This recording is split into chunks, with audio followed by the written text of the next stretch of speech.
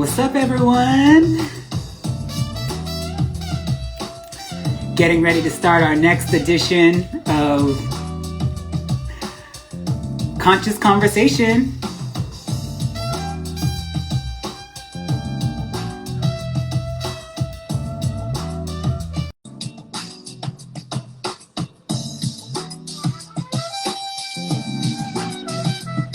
Hello, hello. Hey! Hi, can you hear me? Yes, can you hear me? Yes. Had a little warm up music to get the vibe going, right? I love it. I do love that you always DJ a Zoom entrance, like setting a virtual mood.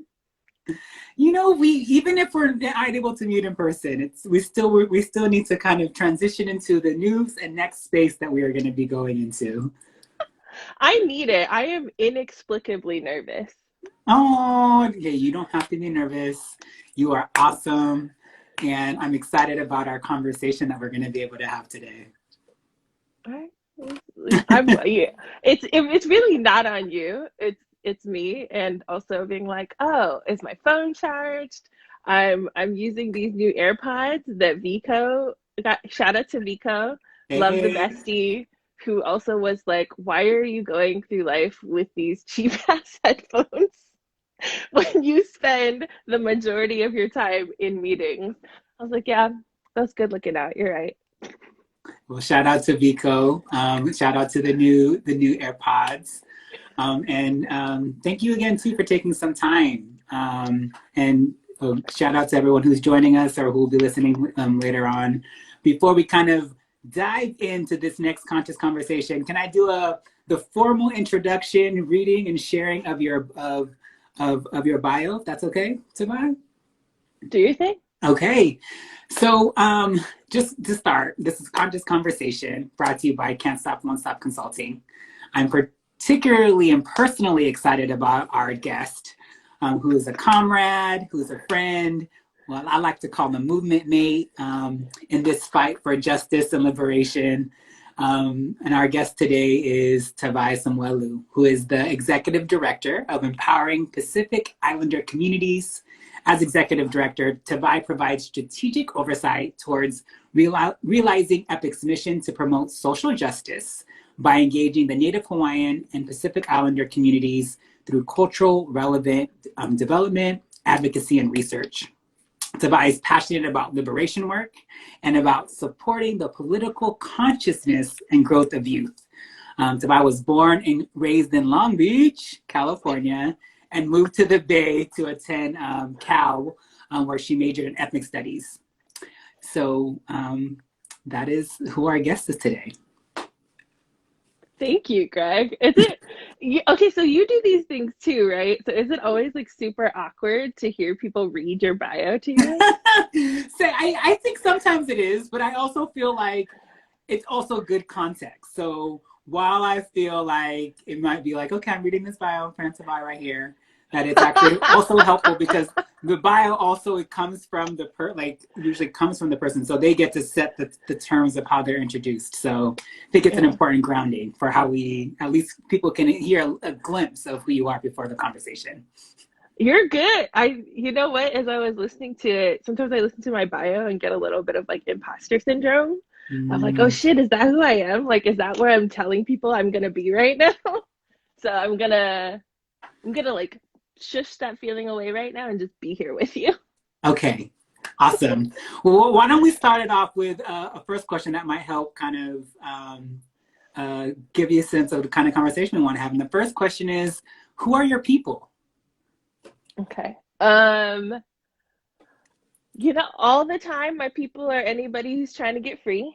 Um, some days, most days, like my people are anybody who's like almost always tired and never has enough caffeine. In any conversation that we have about power and accountability, it's always really important for me to state, that I am Siona and Ailawa's daughter. I am Vesi Te Evale Malaitea and Samuelu's granddaughter. I'm Vico and Milo's bestie. I am Lonnie, Brandon, Mikey, Alawa, and Lavania's auntie. And Mm. I think that's probably my most important title during the pandemic. I'm mostly anti-vi. So, I belong to a lot of people, and hopefully I belong to Oceania, and, and Oceania claims me back. Okay, I appreciate that, and I appreciate kind of the different like other people and connections that you're able to have and folks who in your life. So thank you for sharing that. Um, okay, and another easy question. um, so when was the last time you felt brave? Ugh. Um, hmm. I think it's easier to say that the last time a moment demanded bravery. Mm, Like, I don't always feel brave at the time. It's more in hindsight that I look back and realize, oh, I might have risked something in doing that. And so, I can say specifically, right, that today, like a press statement had to go out, and there was a lot of applauding and commending President Biden for his executive order um, disavowing, right, anti-Asian racism. And in particular, it was about the language of it said anti-Asian and Pacific Islander. mm, And I had to state, like, in this moment where not everyone, but many partners were feeling really seen and heard, and wanted to be like, yeah, this is dope. Like, they get us. They finally said API, that I had to hold up and be a little bit contrarian and stating, yo, like, that's not what the PI community asked for. That's not what we told you we needed. That's not right. Like, that there's actually a lot of places that were being erased by this narrative. And, there's sometimes where, like, anger makes me brave. So I was like, yo, I'm mm. so tired of this. And then in hindsight, I'm like, oh shit, what are the things I just risked by doing that? What are, like, sort of the calculations I didn't make? And we'll see how it comes out. But there was this really bold point where I had to say, like, there's no racial equity in the erasure of Pacific Islanders, right? And so when folks are in a chorus uh, of of saying, like, look at this person who's not a white supremacist, aren't they so great? I was like, oh, not a white supremacist is the bare minimum of me fucking with you. Mm, So, like, I think that's the part where I was like, oh, I guess that was brave, or it definitely required courage. for sure. Well, I definitely appreciate that. If you're open to it, I would love to unpack that a little bit more because I think that that's this is one of the things that I know that we've been in conversation with, especially in Asian and American spaces or Asian American Pacific Islander spaces. And so, one, I appreciate kind of your bravery and courage to kind of offer that alternate viewpoint or I guess additional layer of the analysis, right? So can you explain to folks who maybe aren't as familiar, like what is like how can we help folks better understand like what are we hoping for and how could this been a moment, for example, for Biden to do something that was more inclusive or addressed some of the things that you all were raising. Mm, okay. Um, what it is, Greg? Like, we talk about API all the time, right?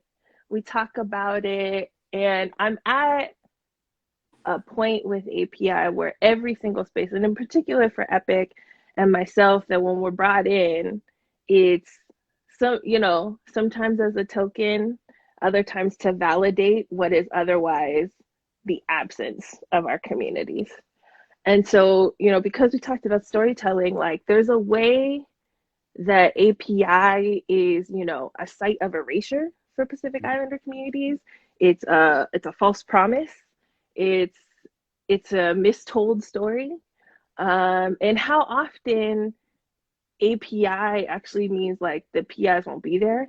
right? Mm. And so there's this piece where, like, beyond the Biden administration, I'm also really clear how many Pacific Islander elders for a really long time, and even around COVID, said, like, actually, what we need from you during this pandemic that is killing us, right? That is killing us so quickly and decimating our communities. What we need is for you to, like, have a Pacific Islander on the COVID-19 task force. What we Mm. need for you is to disaggregate data, because data unfortunately determines the distribution of resources, right? That data is how they are making these arguments on who to prioritize. And, frankly, the aggregation of API does not adequately demonstrate or measure the suffering of the Pacific Islander community, Mm. right? And then there's also a lot of ways where, like, it's not just Pacific Islanders who are underserved or rendered invisible by API, right? That Southeast Asians also aren't often in this, right? Like, South Asians are also not in this. And so Mm. I it's complex, and it shouldn't be, quite simply, right? That, like, I don't have simple terms for it. And there's a lot of ways where my dissatisfaction with API is, like, API doesn't let us and doesn't ever, like, get at what a motherfucker colonization is, Mm. right? Like, API doesn't ever address the way that capitalism is killing all of us, right? It's killing all of us. And so I am often always in this place where I have to do an like a Native Hawaiian and Pacific Islander 101.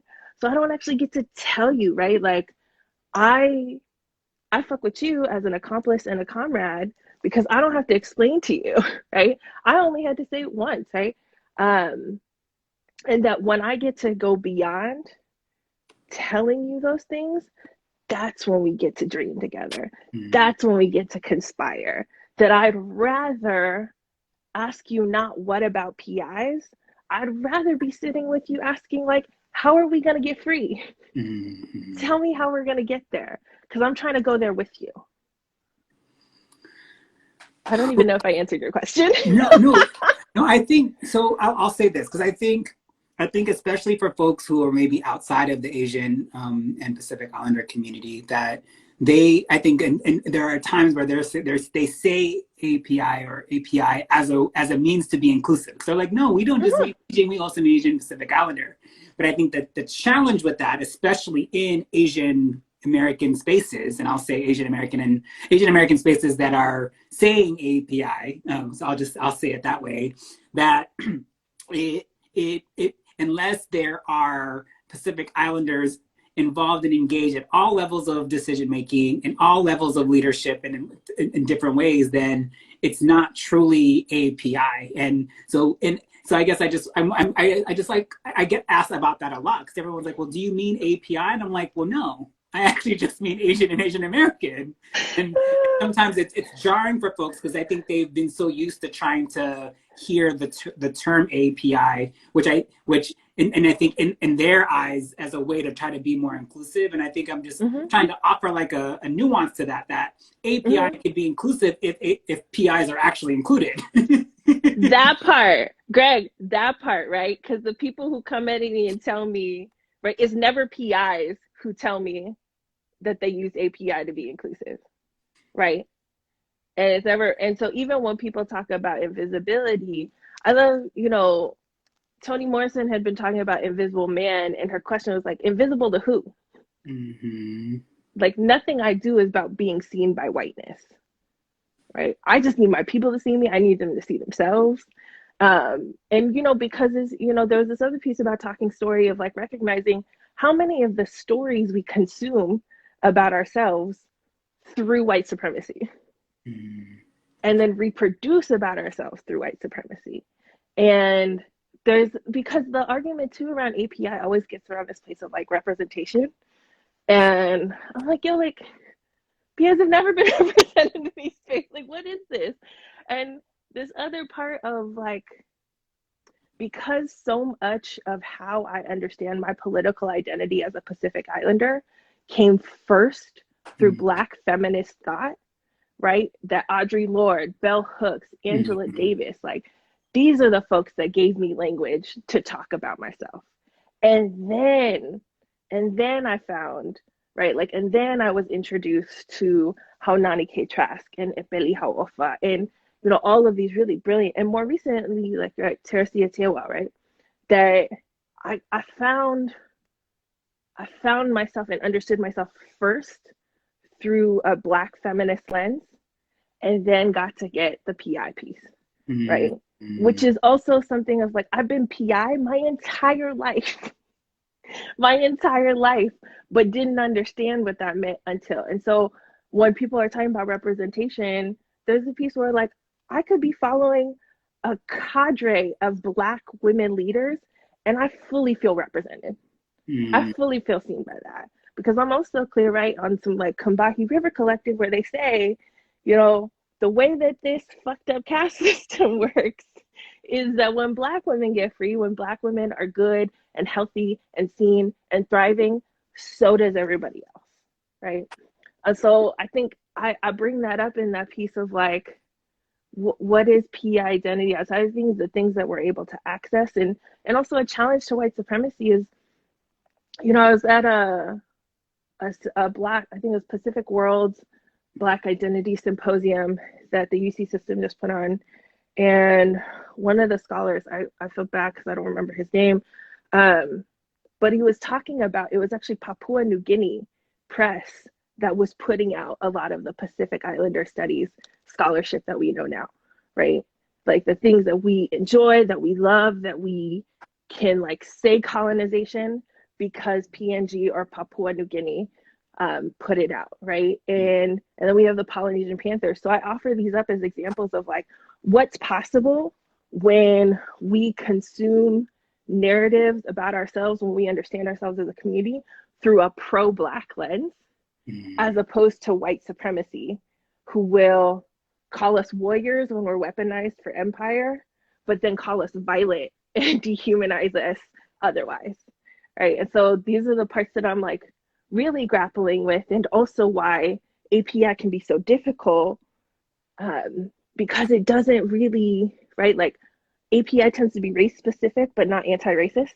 And so like, how do we get to that place of like, yo, I don't care to see a PI representing me in office or whatever the case, if that PI is not pro-Black and pro-Indigenous and like here for some decolonization to give land back. Does that make sense? Yeah, no, absolutely. I appreciate you kind of breaking that down, because I think it's also important that I feel like, you know, a reminder that race is also a construct, but and important in how we understand how we come to understand our different identities and how we kind of fit into this the spectrum of Blackness and whiteness, and how we also then are treated, and also are able to move or operate within the world because of that, right? So I think that's critical. I think to kind of build on that a little bit more, you know, I know that a lot of the work that EPIC does is with kind of youth and like developing the next generation of organizers and leaders.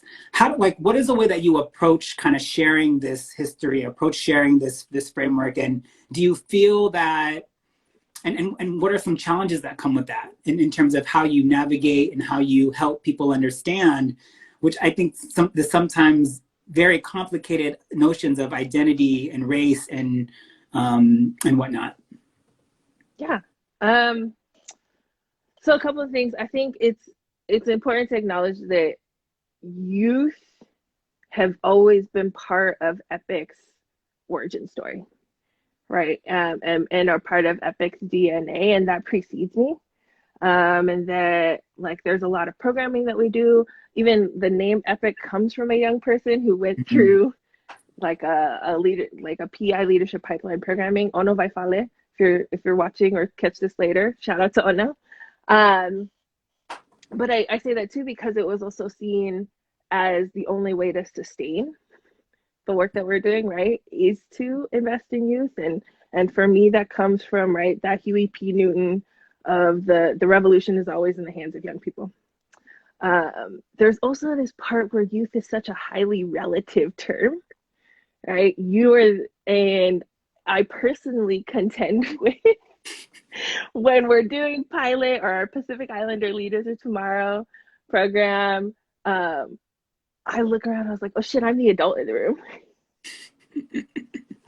Whereas I'll be in other leadership spaces, and it's for me to defer to elders. It's for me to like sit at the feet of elders and just collect their stories and the generosity of their wisdom, right? That piece of like of that relativity of youth, and also always just loving and believing in the audacity of young people, right? I think it's such a travesty that adulthood is measured by your patience with like your patience for liberation, your like all of these things that are deemed maturity, which it for me are sometimes like how resigned you are to Mm. systems, right? And so I hope I stay useful and audacious in my discomfort with the status quo, with things that are actually just really fucked up.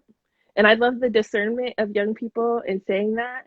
Mhm. Um, and understanding that some of the critiques, right, we're millennials, and so there's always a critique of millennials or other things that you know would be called idealistic, or notions of like you just don't know any better. I was like, I hope you never know any better then. I Mm. hope you never know any better than to just absolutely demand freedom from any situation that you're in.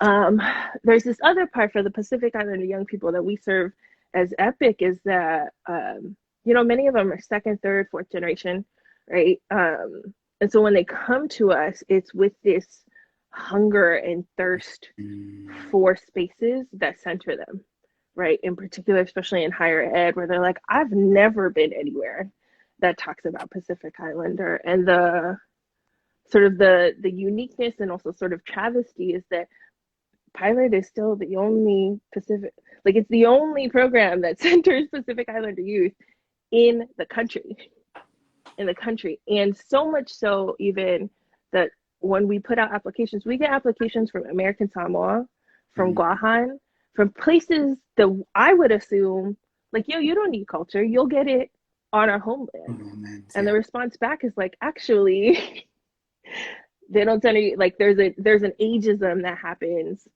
that is sometimes called culture, which I, to be really clear, in the homie Teresa, who says like, just because it's cultural doesn't mean it's sacred.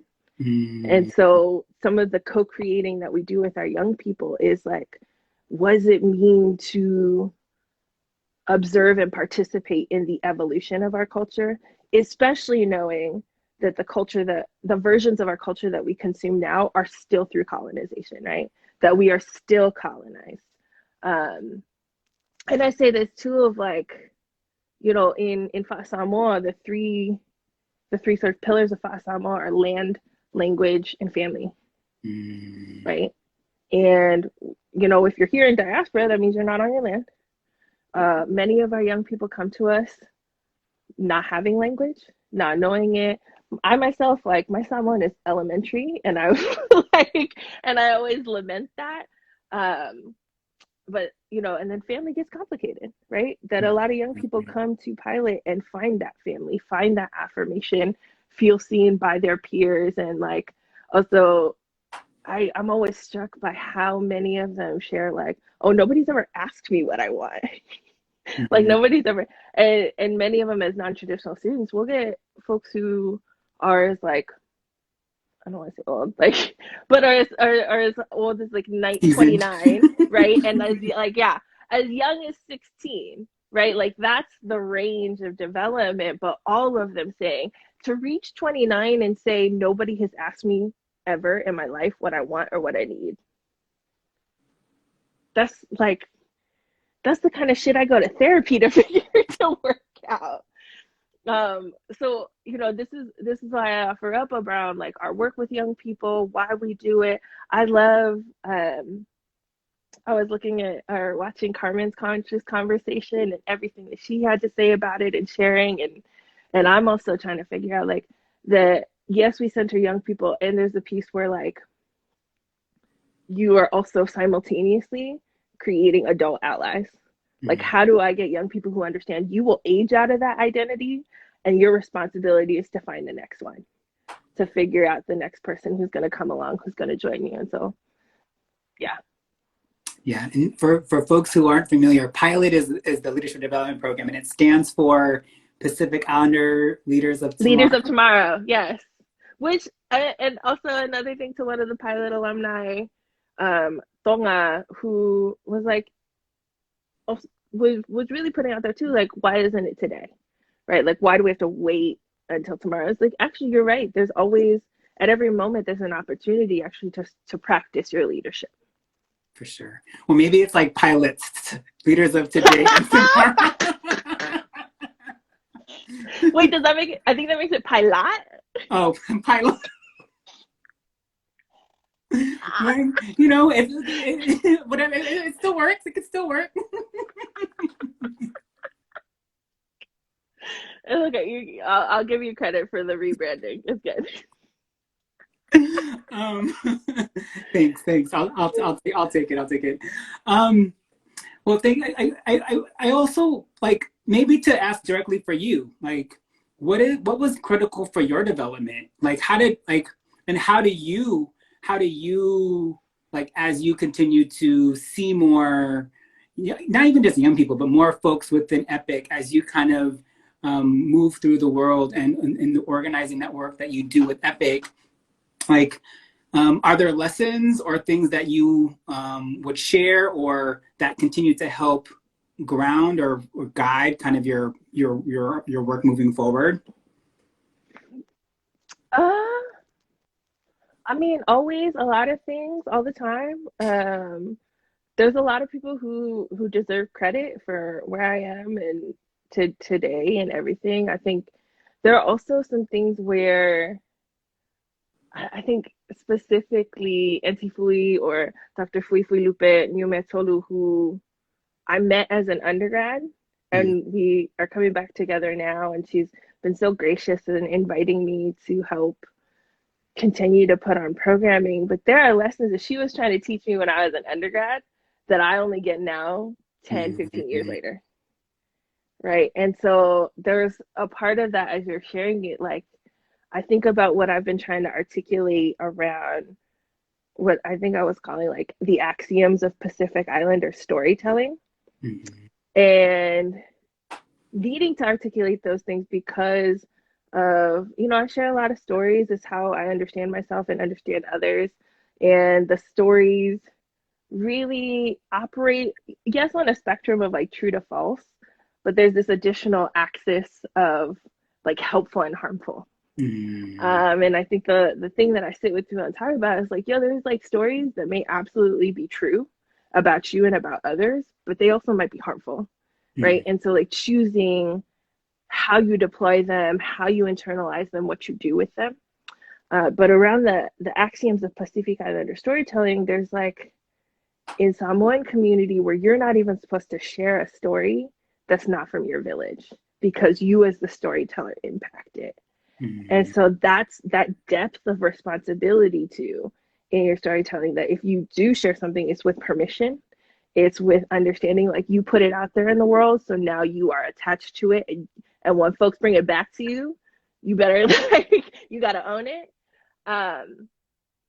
This other part of like you as the person who is receiving it also have like you're actively participating in that reception. And so there are stories that you're going to get, and how you like what you receive from it is actually indicative of your own growth and where you are. So I think about the stories that I got too soon, the Mm-hmm. stories that I like thought I was ready for but wasn't really ready to hold. I also think about like the ways that the knowledge dissemination in the Pacific Islander community is not wholly democratic, right? You don't get to know things just because you want to, Mm-hmm. which is also white supremacy, that level of entitlement of like, I have to know, I should know, whereas like in Pacific Islander knowledge dissemination, there's a piece of it where like folks can be, actually, you're not ready for this. or like that's not for you to hold, that's for certain folks to hold. And so I think about that too in my own development, in what it means to like constantly be preparing to be an ancestor, and also wanting to right now be the radical elder that folks need. And that part too of like looking at some conservative elements and lamenting, like,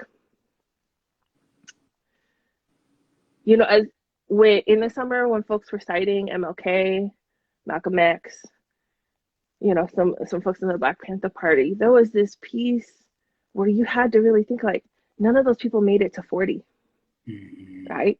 That sometimes it feels like there's a cost to being that radical, and also how it grew this deep compassion and empathy in me for elders who ideologically maybe I don't agree with.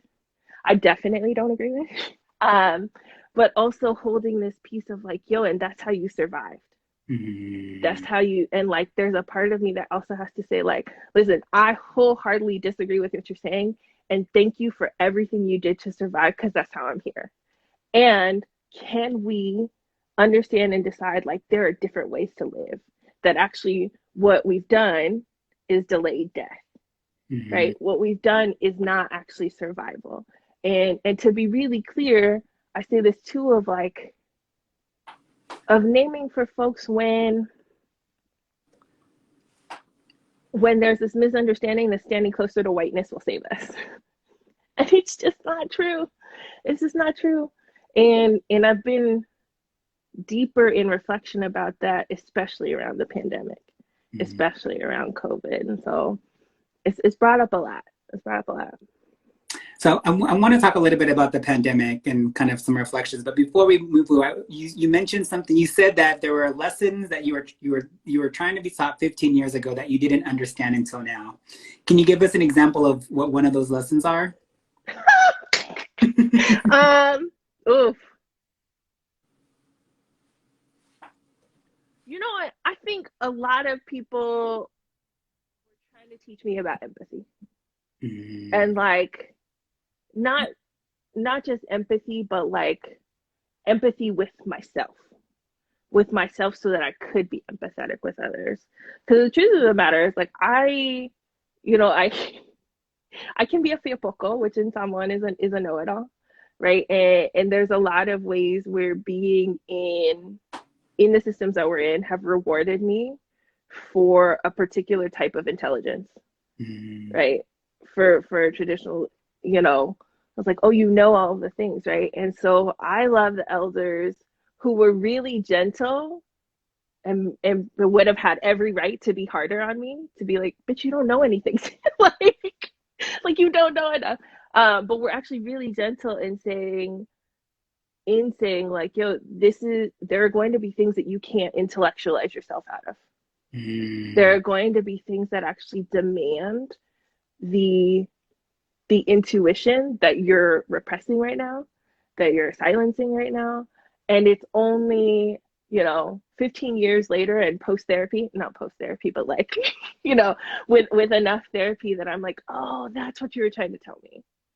That's what you were like seeing in me. And were so kind in like still holding me. And also there, like I want to name like all of the lessons I've learned about being in loving relationship from the besties Biko who taught me that you can fight and struggle with people and they won't go away. Like they will stay there. And so much that I've learned about like revolutionary relationship and love was really only in community. Really only in community. And like this, I think that was also such a humbling piece.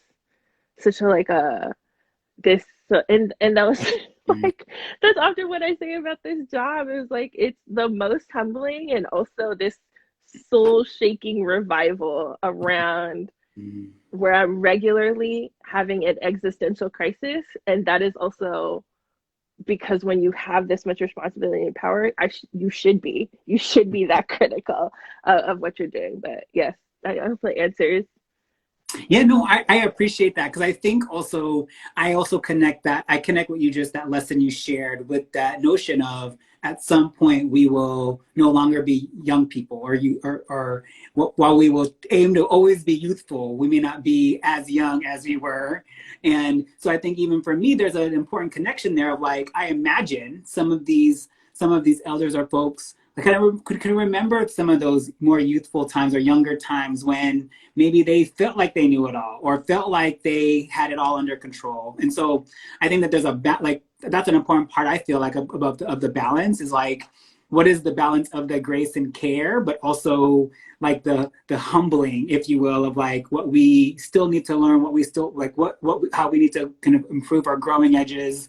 And so I appreciate that you sharing that, because I think it's also just a reminder of like many people can there are different models and ways to hold people and to care for people and to support their development and growth. And sometimes I think, or at least I'll just say for myself, that I felt the like sometimes feel the harsher side of those things, where it's like, well, there's actually different ways to show the love and appreciation, and to help build folks and remind them of where they might be able to still be, can still learn and grow. So I Yeah. appreciate that. Yeah. And I mean, I think that's the other thing of like, I definitely get the harsher side of this is the other part where API comes up for me of I know there's nothing in the PI community I can do that someone won't call me up and be like, what is this, right? There's no report, there's no email, there's no press conference that some auntie, uncle, whoever can't be like, Tavae, what did you just do? And that's the depth of my accountability to the PI community. That Mm, when I go around in the world, people will be like, oh, you're Simeona's daughter, right? And like people can also call my mom and dad and be like, yo, like that's how that's mm, how deep it runs for me. And so I think that accountability too of like elders calling out mostly calling in, and then also um like seeing that and the discernment between what's my stuff and what's other people's stuff, like that's been a big lesson of mm, around young people. And I think of like, oh shit, like that's not even about me, that's your trauma response and I love you. Like that's that's your trauma showing up, let me put mine away so we can still stay in connection.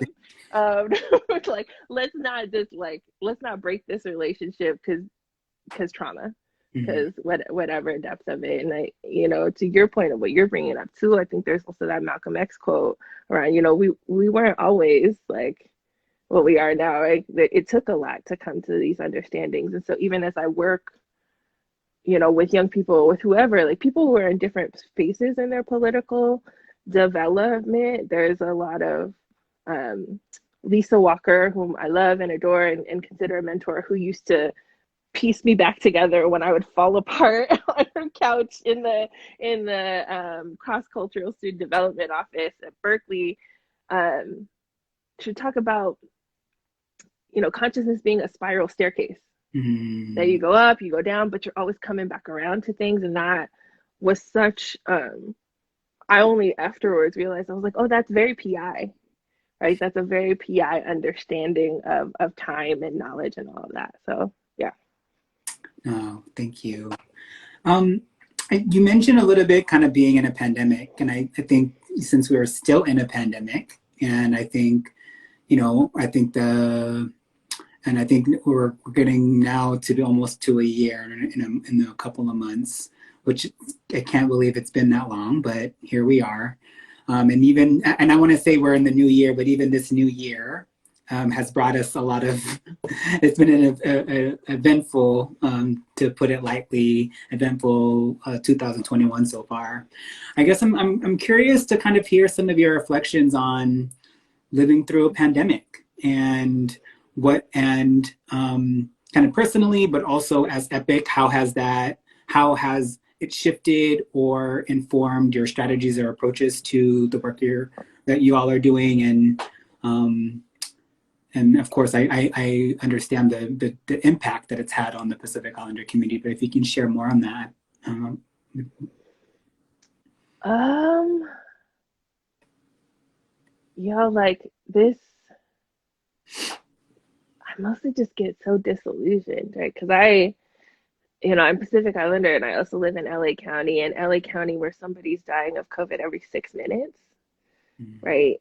Where they are raising the like levels of, or they're raising whatever the maximums were for crematoriums because of the numbers of death, right? So like COVID is literally in the air we breathe. Um, and I feel like I cannot figure out how to get our folks, and not just Pacific Islanders, but get everyone to take it seriously. And like, I think the most heartbreaking part for me is when I hear Pacific Islanders say, like, if I get it, it's meant to be, right? And that's also the most insidious part of white supremacy is the way that it will convince our communities to just resign ourselves to premature death. Like think that the dying before we're supposed to is fate, is meant to be, as opposed to an intentional and fucking like immoral and ludicrous aspect of it. And especially like as Indigenous folks, right, that there's an incentive for these systems to kill us off, right? That they've been trying to kill us off since the founding of this country. And it's the part I'm sitting with, and it's, half our arguments around policy are this data disaggregation piece, and you have to like make your case with numbers. We're like, oh, the numbers say we're 12 times more likely to get COVID than fucking white people.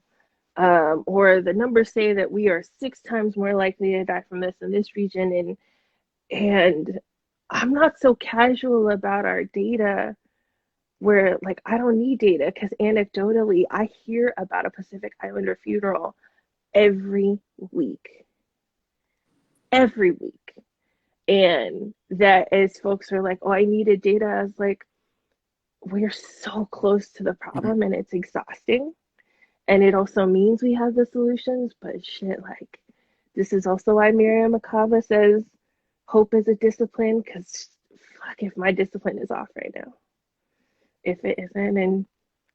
And I also, have these conversations with folks of like, I had COVID, my family had COVID in August, and I did everything. Like, I have stayed in this house. I have worn all the masks. I have kept to myself. I have radically shifted my life, and it didn't matter. It didn't matter. And it's this piece too of being really clear with folks, like, about the narrative of what kept us alive, right?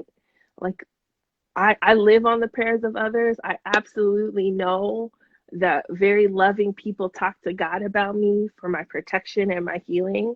And it took my family every privilege, every resource that we have, every single resource. It took paid sick leave. It took livable wages. It took a savings account, so half my family could shelter in a hotel for a month. Like, and to tell that story really clearly to folks about, if you do not have all of these things, right? Because we have a system that was made by and for wealthy, white, able-bodied, cis, Christian, hetero men, that anytime you deviate from that, you are in a system that does not serve you, right? Which means the vast majority of us are living in a system that does not serve us, and that to varying degrees is invested in our death. And I love James Baldwin. I think when he had offered some critiques, and the response to his critiques were like, well, aren't Black people dying? And he was like, we're just dying the fastest. Right. And so what does that mean in a pandemic to say to folks? It's like, yo, like, I need you to wake up, because I don't know if our community is going to make it to the other side. Right. And it's so urgent. Right. It's not something that we can address later, because I don't know if there's going to be a later. And I was on a panel with an elder where she was talking about, shout out to Auntie Audrey Allo, but she was talking about how they're like vaccinations for 65 or older. I was like, what does that mean for a Marshallese community where the elders are not that old because you did nuclear testing, decimated that population, poisoned their land and their food and their water. When they came here, you broke your promises, didn't give them healthcare, didn't give them a thing. So it's like, oh, the oldest folks here are like 60, late 50s. So even at that point, we're like, oh, we had to move the marker for elder because of how quickly this country is killing us. Right. And so I was like, oh shit, like that's the part that I'm trying to get to folks. That's the part where I'm like, we can change hearts and minds. Like we're storytellers, we're all these things, but our folks have been telling stories are about our suffering from like since the 70s and 80s. Other folks are just catching up, right? Brene Brown told y'all data, like stories were data, and all of a sudden, I was like, my people been about stories. I'm here because of a story. Like, get out of here. And so I just like, I think, I was sharing with friends, like my motifs around the pandemic, around 2020 are just like desperation and hubris. I'm like, I'm so desperate to try to figure out how to save our people, how to get our people to feel like they are worthy of being saved, and that they can save themselves. And this hubris of like, when you just shake your fist at the sky and all of the gods and goddesses, and it's like, what is going, like, what is this for? Tell me what it's for. And this other piece, like sometimes there are really beautiful stories where my mom's a nurse and I see her give advice to people all the time, RPI people, and just they're like, damn it, we really do take care of us. Like it's us, right? And have her like guiding people in Samoan and doing all of these things. And it's like, fuck, like that's it. I just need to sit next to you while I'm doing this thing so that I can stay hopeful. And, some of this feels like I'm just vomiting all of my survivor's guilt onto you. I don't take it that way. And I appreciate you sharing and for the vulnerability that you are offering in this moment, and just in how you kind of how you are just, I think, in different spaces that we're in together. I think that I think what you share is also real, that while even though we're seeing some of the highest numbers in terms of folks impacted, that it's still not clicking for folks for some reason, the seriousness of COVID, and just how much it's impacting folks. And I know one thing that, and you kind of alluded to this or kind of talked about this a little bit, is like one thing that I've been able to see is that it's also politicized folks in a different way, because I think it's allowed people to really understand just how much, I think just how much these systems weren't designed for us and for our people, and that especially when in particular need, or when they themselves or family members contracted the virus, like how accessible or not healthcare was, how accessible or not access to services, including the vaccine right now, right? And so I think it's been a moment of reckoning of just how flawed and the systems are. Or, maybe not flawed, because the systems were designed this way, but just how flawed folks' understanding of how the systems should work, and who they should be relying on, right? And how much they should be relying on, especially on government, or what they are trying to offer. So I think it's something that that's been I've been holding too, because I think it's also meant, people are saying like, what are we pivoting towards? What can we build? How can we unlock our radical imagination of what is actually possible, even in the midst of a pandemic and kind of all the crises that we're navigating, which I think has been a hard balance especially for organizers to try to hold, like, yes, shit's fucked up, and we can actually we could build something different, right? So I don't know if that's been a challenge, but that's definitely something that I've been experiencing personally, but also seeing in other folks, is like, it's multiple truths, and how do we encourage folks or help people to unlock their imagination if they're figuring out how just to survive day to day. Yeah. No, for sure. Because I think that was the other thing of like, I know a lot of my exhaustion comes from having all these post-revolutionary dreams and then waking up in this nightmare of a fucking empire and being like, God, there's like such a distance between that too. Mm, And like, you know, loving the folks who keep me inspired or like like you stay post-revolutionary, right? And I think we've had these conversations too of like what are the negotiations around, you know, the things that we do towards freedom and the things that we do until freedom, and how critical I get, like, oh shit, I hope this isn't the thing I did instead of getting free.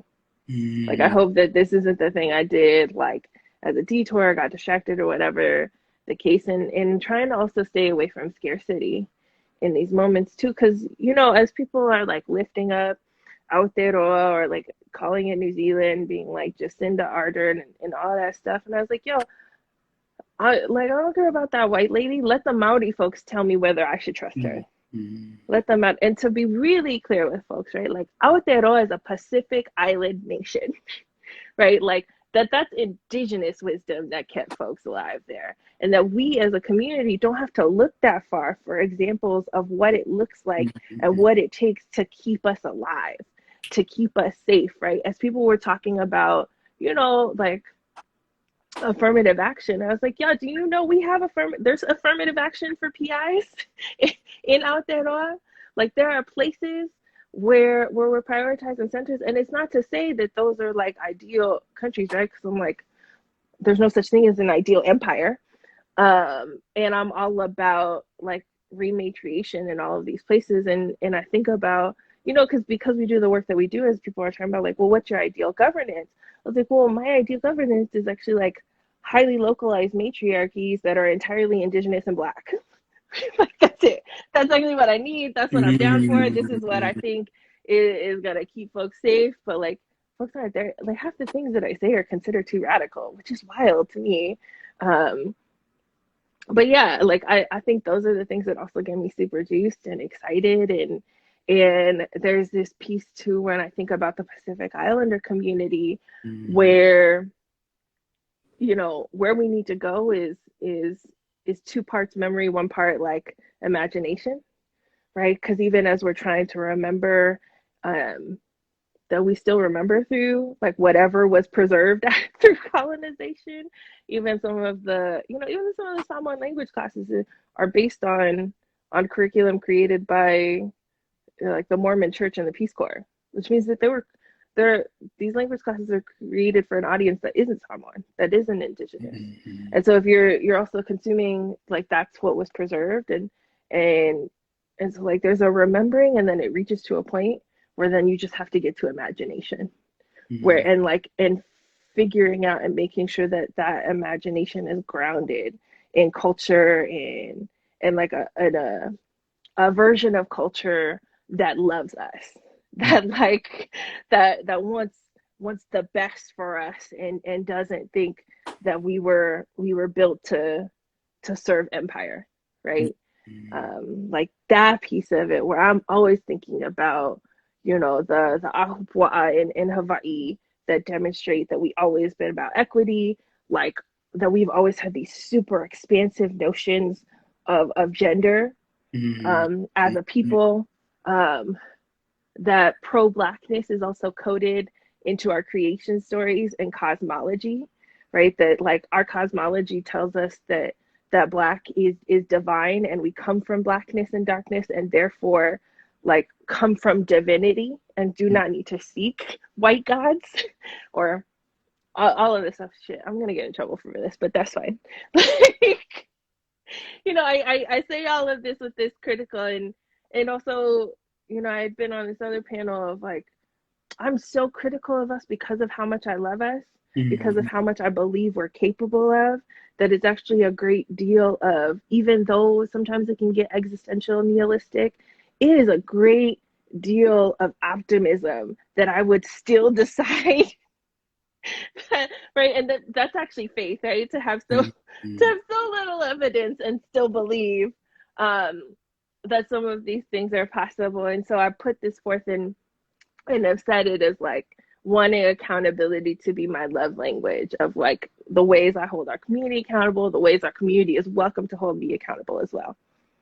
Man, you dropped so many gems there.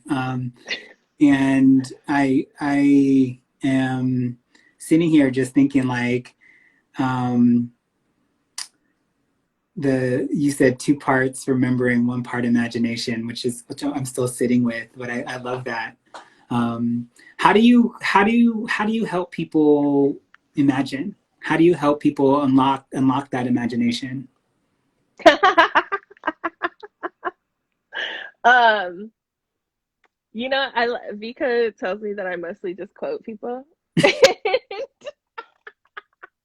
And I laugh because for me, like everybody mostly just quotes people. I just cite my sources. Um, I mean, you know. There are a lot of things that I do where, and this is the part of storytelling that I think is super important, is that my favorite storytellers actually don't talk that much. They're incredible listeners.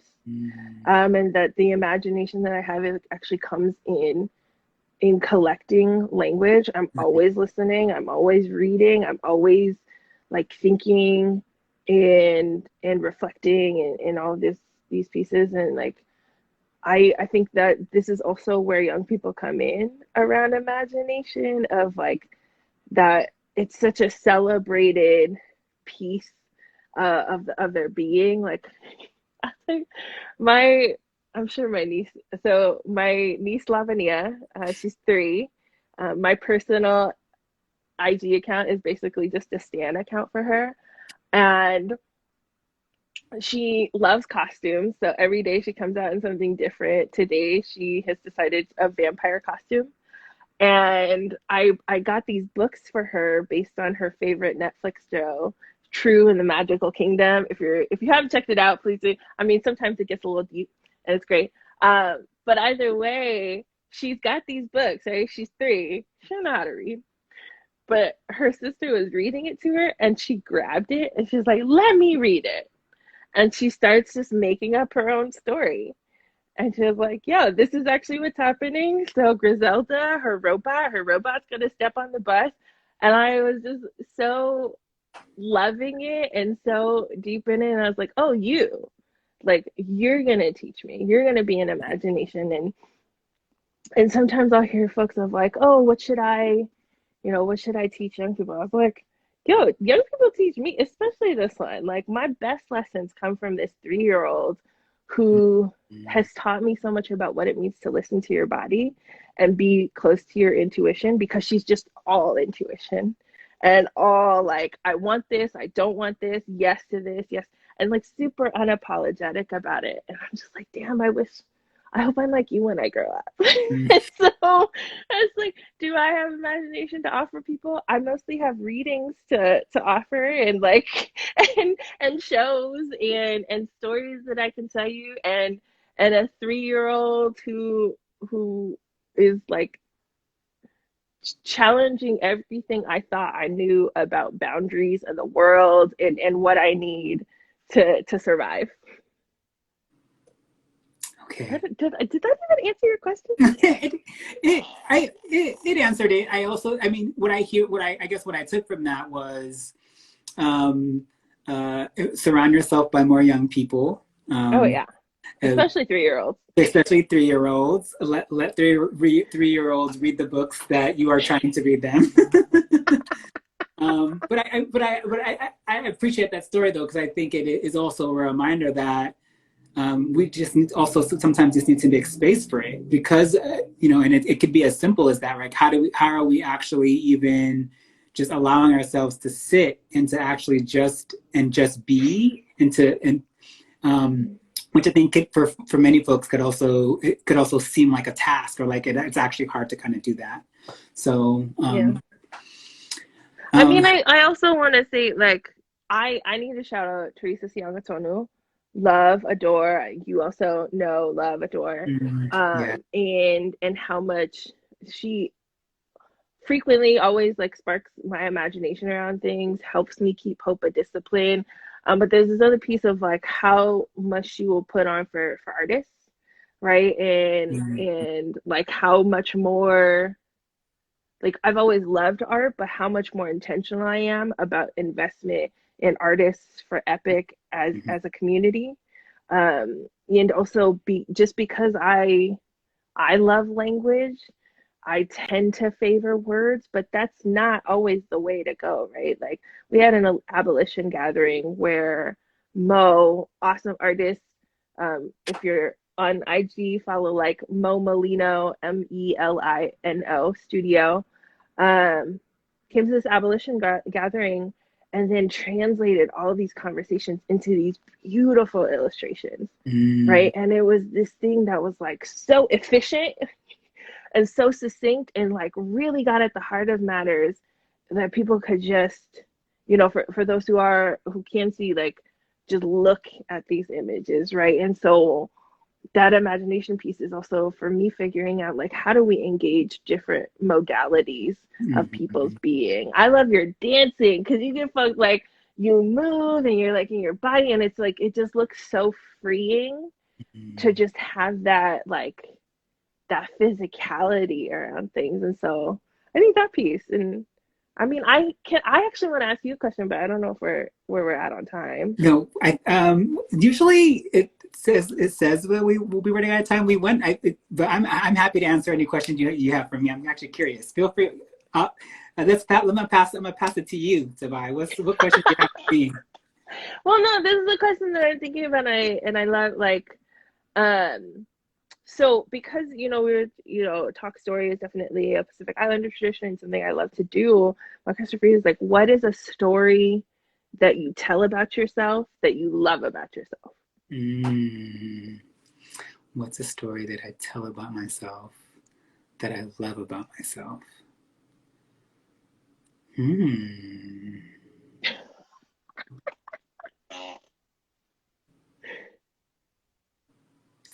Okay. So, this is an interesting question, but I'll share honestly the first memory that came up for me, or the first story that comes up for me.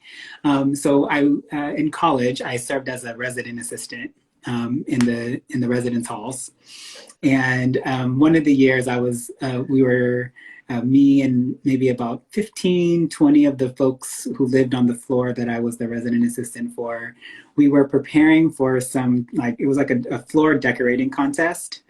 And we ended up getting into some really deep conversations about relationships, like romantic relationships we're in, our relationships with family, relationships with like how we engage our relationships that we had with like professors or folks in academia, just kind of the gamut of relationships.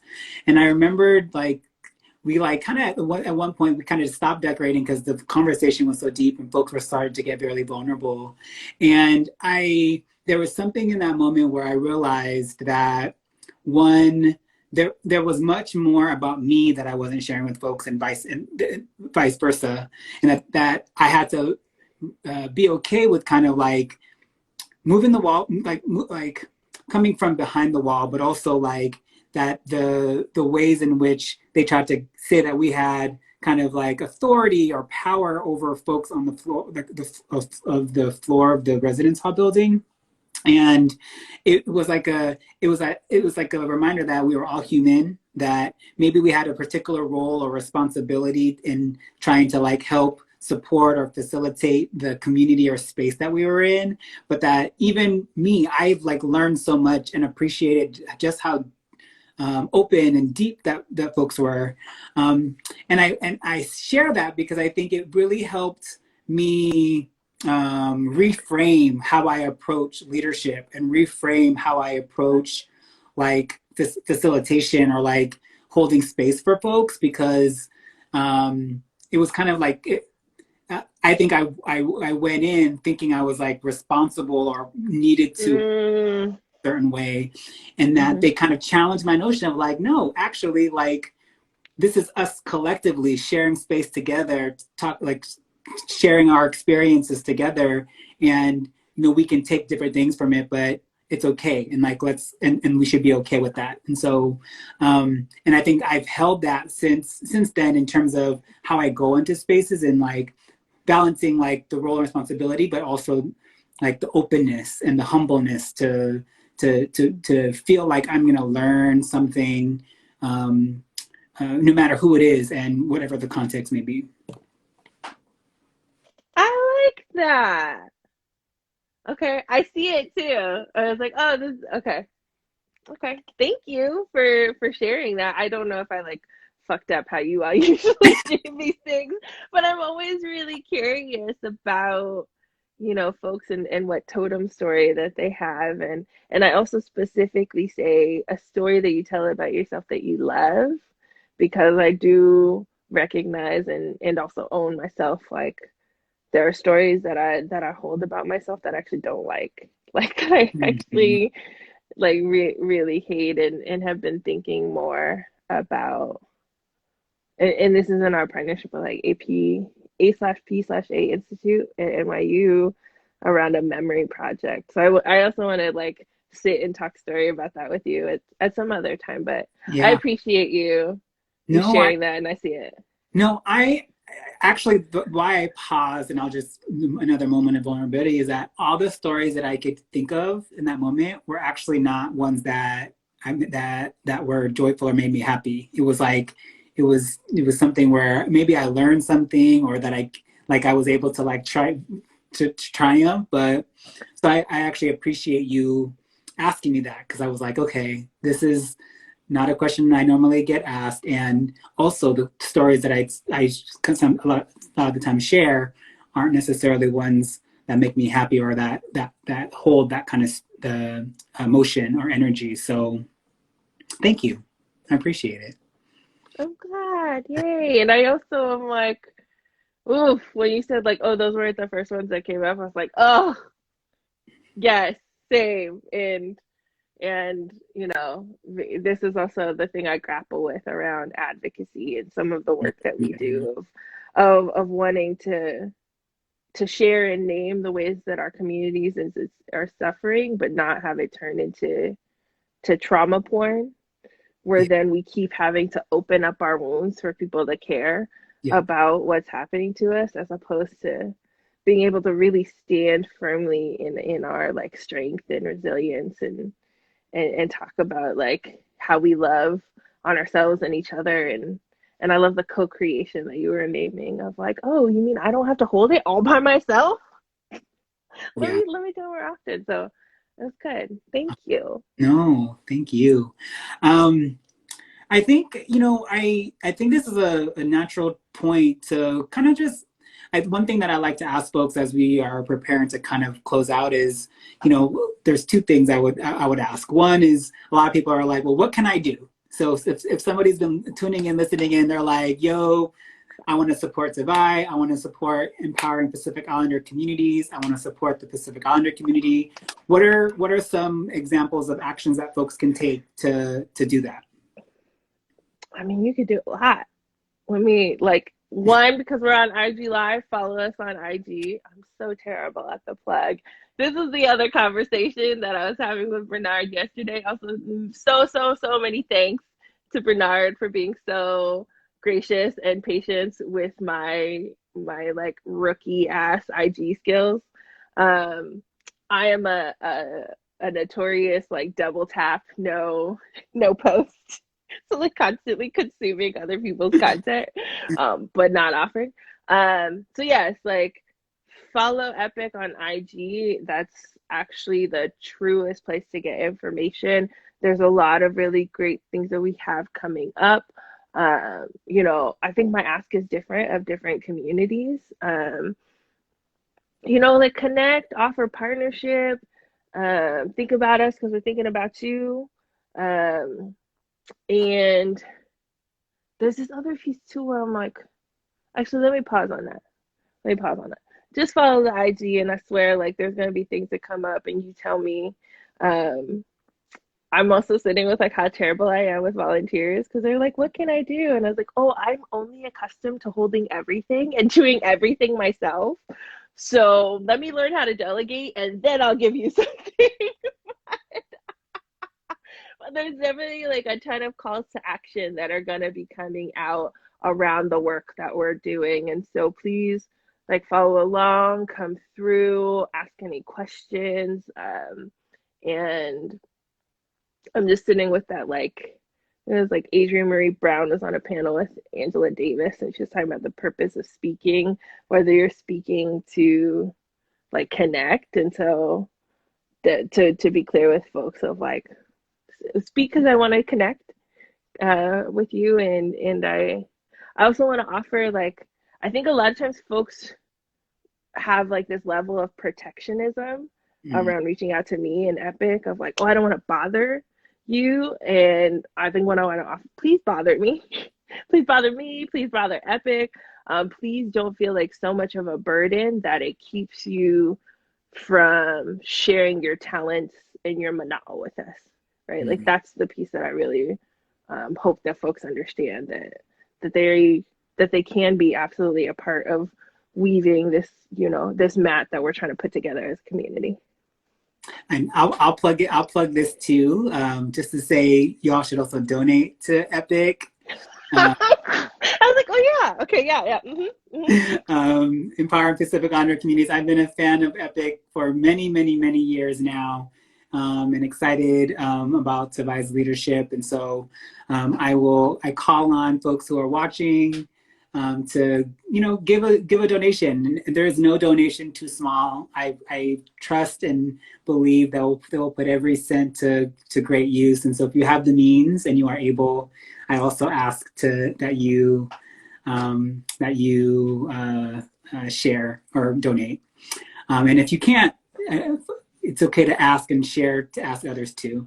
And so my final question, Tavae, and I think you've kind of done this throughout, which I love, because you've been lifting up a variety of different people who have been important to you throughout. But maybe to end us off, like, who is an ancestor or someone that you want to lift up, or that you feel like others should hear their name as we close out this conscious conversation? Damn, just one. Okay. Well, how many? You can or name whoever's coming to mind. I'm wearing a hoodie. Oh, thank you to Poe. I'm wearing a hoodie that said Octavia Butler tried to tell us. So shout out to Octavia Butler, always and especially now.